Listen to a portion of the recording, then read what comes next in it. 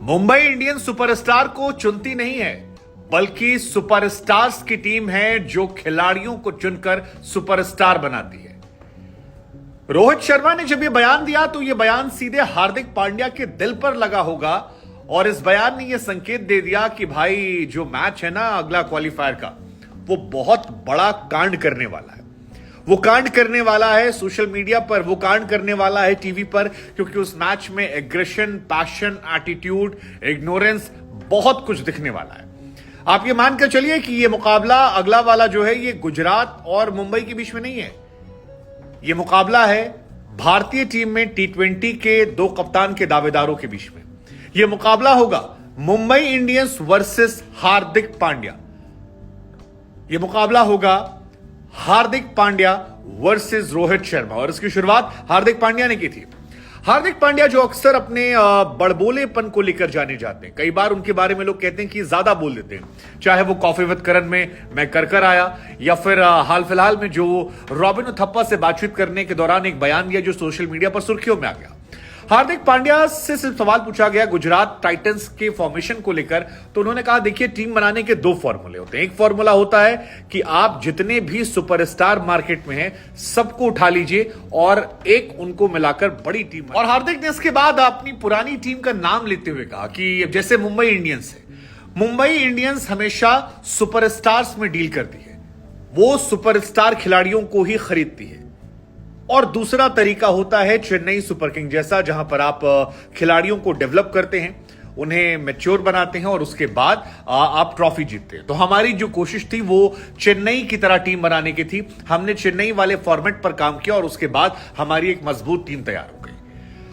अब हार्दिक पांड्या अगर successful captain होने के साथ ये बयान दे रहे हैं तो इस बयान की गूंज जो है वो दूर तक पहुंचेगी। और हार्दिक ने यह भी कह दिया कि जब हम ट्रॉफीज जीत रहे थे तो हमारी सुपरस्टार की टीम थी, हमने मैच जीते, टूर्नामेंट जीते, क्योंकि वो उसमें एक से बढ़कर एक सुपरस्टार थे। और ऐसे आरोप जो हैं वो सोशल मीडिया पर भी बहुतेरे लोग हैं जो दिन रात लगाते रहते हैं कि रोहित शर्मा की कप्तानी में दम नहीं था। वो जो सीजन जब 5-5 ट्रॉफियां मुंबई इंडियंस ने जीती तो उसमें मुंबई इंडियंस के सुपरस्टार का रोल था, जिसमें जसप्रीत बुमराह थे, लासित मलिंगा थे, हार्दिक पांड्या, कुणाल पांड्या, क्विंटन डिकॉक, ईशान किशन, रोहित शर्मा और बहुतेरे खिलाड़ी थे जो इस टीम को बहुत ज्यादा मजबूत बनाते थे। और पोलार्ड थे और एक टाइम तो ऐसा आ गया था कि लगता था कि ये टीम जो है ये अनमैचेबल है, ये कहीं से इसमें कोई तोड़ नहीं है और ये टीम वर्ल्ड 11 को भी हरा सकती है अगर दुनिया के 11 सर्वश्रेष्ठ खिलाड़ी भी इस टीम के मुकाबले आ जाए। लेकिन अब जब मुंबई क्वालिफायर 2 में पहुंच गई है और आकाश मधवाल ने ऐसी परफॉर्मेंस की है जिसको देखकर लोग मदहोश हो चुके हैं, तो फिर सवाल शुरू हो गए कि भाई एक खिलाड़ी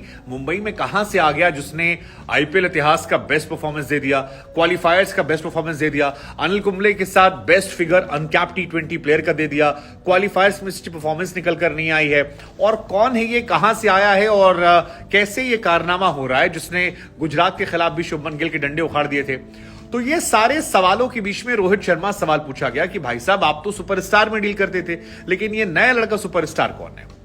इशारा जो था वो एक्चुअली हार्दिक पांड्या के सवाल को लेकर था, क्योंकि ये सुपरस्टार वाली बहस में रोहित शर्मा और हार्दिक पांड्या दोनों पड़े थे। रोहित ने सही मौका देखकर जवाब दिया, कहा कि जो लोग ये कह रहे हैं वो ये भूल जाते हैं कि उनको भी स्टार हमने ही बनाया है।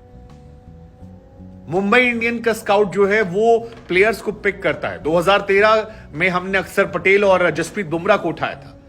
जब हमने उन्हें पिक किया था तब हमने उन पर काम किया और आज देखिए दोनों कहां पर हैं।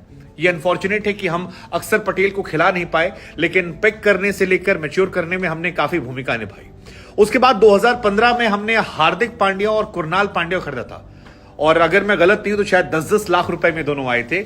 और वहां से इन्हें लाना, उसके बाद टीम में डालना, इन पर काम करना और 5 सालों के अंदर ये आपको एक बड़े सुपरस्टार के तौर पर निकल। और जिस तरह से हमने इन्हें सुपरस्टार बनाया है, ऐसे ही सुपरस्टार आगे आने वाले सालों में आपको निहाल वडेरा, आपको तिलक वर्मा दिखाई पड़ेंगे। रोहित शर्मा का बयान बहुत खास है क्योंकि ये तिलक और निहाल जो हैं ये दोनों बहुत ही इंप्रेसिव बल्लेबाज हैं। दोनों ऐसा लगता है कि इंडियन टीम के खेलने के हकदार, दावेदार होंगे। और रोहित ने कहा भी कि अगले 2 साल में ये दोनों आपको सुपरस्टार के तौर पर दिखाई पड़ेंगे। अब उसके बाद लोग फिर कहेंगे कि देखिए मुंबई इंडियंस में सुपरस्टार भरे हैं, लेकिन ये सुपरस्टार रातों रात नहीं हुए हैं, इन पर हमने 5 साल तक काम किया है। उन्होंने क्विंटन डिकॉक और बोल्ट को लेकर भी कहा कि लोग कहते हैं हमारे पास सुपरस्टार है। डिकॉक और बोल्ट दोनों मौजूद थे ऑक्शन में, हमने उन्हें पिक किया और जिस तरह से हमने उनका इस्तेमाल किया वैसा बाकी टीमें नहीं कर पा रही। और ये इशारा शायद कुरनाल के ऊपर भी हो सकता है, क्योंकि कुरनाल पांड्या पर भी आरोप लग रहे हैं कि कुरनाल पांड्या जो 6-7 नंबर पर बल्लेबाजी करने वाले ऑलराउंडर हैं, वो अपनी कप्तानी में 3 नंबर पर बल्लेबाजी कर रहे हैं, जबकि उनकी टीम में क्विंटन डिकॉक जैसा प्लेयर है जिसने मुंबई इंडियंस के साथ 2-2 सीजन में 500 रन मारे हैं और वो डगआउट में बैठा है, उसे मैच खेलने का मौका नहीं दिया जा रहा। कमेंटेटर्स ने भी कल लखनऊ की हार पर इस बात को लेकर सवाल उठाया कि यार इतना सीनियर खिलाड़ी जिसे इंडिया में खेलने का एक्सपीरियंस है, इंटरनेशनली वो एक्लेम्ड प्लेयर है, आप उसे डगआउट में कैसे बिठा सकते हो? क्या ये कहीं से जस्टिफाइड है? और लखनऊ की हार की एक बड़ी वजह वहां भी थी। और इसी पर रोहित ने कहा कि देखिए हम इस्तेमाल करना भी, अब जाहिर सी बात है रोहित शर्मा ने कह दिया है कि हमने उनको भी स्टार बनाया जो हम पर सवाल खड़े कर रहे हैं, आज वो स्टार हैं, हमारी टीम काम करती है, तो लाजमी बात है कि हार्दिक पांड्या देर सवेर इसका जवाब देंगे। जवाब मैच जीतने से हो सकता है। अगर हार्दिक पांड्या गुजरात वाला मैच जो है वो जीत जाते हैं तो फिर उनकी टीम की इंटेंसिटी जो है वो बहुत ज्यादा बढ़ जाएगी और इशारों में शायद वो रोहित को जवाब दे दें। अगर रोहित शर्मा जीत जाते हैं तो फिर इस बारे में और ज्यादा हार्दिक ट्रोल हो सकते हैं और उन पर सवाल हो सकते हैं कि यार हार्दिक को तो बिल्कुल गायब कर दिया। हालांकि इस सीजन तो आप कह सकते हैं कि मुंबई इंडियंस ने सुपरस्टार्स बनाए हैं, क्योंकि पीयूष चावला बीते 15-16 साल से खेल रहे हैं और जो परफॉर्मेंस उन्होंने इस सीजन में दी है वो किसी भी सीजन में नहीं दी। 21 विकेट निकाले हैं जो उनके करियर का बेस्ट है। वो तब जब वो जियो के लिए कमेंट्री कर रहे थे और कमेंट्री करने के बाद वापस आकर उन्होंने यहां पर पोजीशन संभाली। आप बैरन ड्रॉप की बात कर लीजिए, वो भी इतने एक्टिव नहीं थे, इंटरनेशनल क्रिकेट में उनका इतना नाम नहीं है, लेकिन ठीक ठाक कर रहे हैं।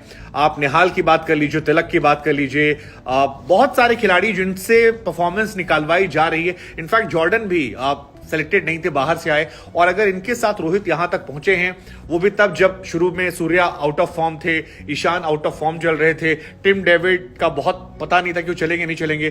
तो क्रेडिट आप रोहित शर्मा से पूरा नहीं छीन सकते, ये तो स्पष्ट है। लेकिन ये भी दर्शा रहा है कि इंटेंसिटी जो है गुजरात और मुंबई के मैच में वो बहुत ज्यादा बढ़ने वाली है और यहां से लेकर मैच तक दोनों ही टीमें अपना जोर लगाने वाली है। दोनों ही टीमें एक दूसरे के खिलाफ माहौल बनाने वाली हैं, एक दूसरे को सुनाने वाली हैं। साथ ही ये लड़ाई जो है ये थोड़ी सी हार्दिक कि पर्सनल भी है, क्योंकि हार्दिक पांड्या को मुंबई इंडियंस ने रिटेन नहीं किया था और हार्दिक और मुंबई भी पर्याय हो चुके थे।